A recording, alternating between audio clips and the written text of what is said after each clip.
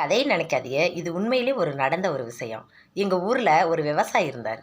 அவர் ஆடு மாடு இதுகள்லாம் வச்சு வளர்த்துட்டு இருந்தார். அவர் வீடு தனியாக இப்போ செவக்காடு அப்படி செவக்காடுன்னு சொல்லுவாங்க. அதாவது கடலையெல்லாம் விளைய வைப்பாங்க. அந்த மாதிரி இடத்துல போர் போட்டு அங்கே தான் அவங்க வாழ்ந்துட்டு இருந்தாங்க. அவங்க பிள்ளைகளெல்லாம் மாடு ஆடெல்லாம் மேய்ச்சி கஷ்டப்பட்டு வளர்த்து முன்னேற்றி கொண்டு வந்தாங்க. அவங்களாம் நல்லா படித்து வேலையில் இருக்காங்க. வேலையில் இருக்கிற அவங்க யாருமே தன்னுடைய அப்பா அம்மாவை தங்கூட கூட்டிக்கிட்டு போகல. எல்லாருமே நகரத்தை நோக்கி நகரத்தில் இருக்காங்க. ஆனால் அவங்க 2 பேரும் புருஷனும் பொண்டாட்டியுமா அந்த கிராமத்தில் அந்த காட்டு வீட்டிலையே வாழ்ந்துட்டு இருந்தாங்க. இப்போ கொஞ்ச நாளைக்கு முன்னாடி அவங்களுடைய மனைவி தவறி போயிட்டாங்க. அவருக்கோ அவர் மனைவி வாழ்ந்த வீட்டையும் அந்த வீட்டையும் விட்டுட்டு போகிறதுக்கு மனசே இல்லை. அந்த வீட்லேயே அவர் இருக்கார்.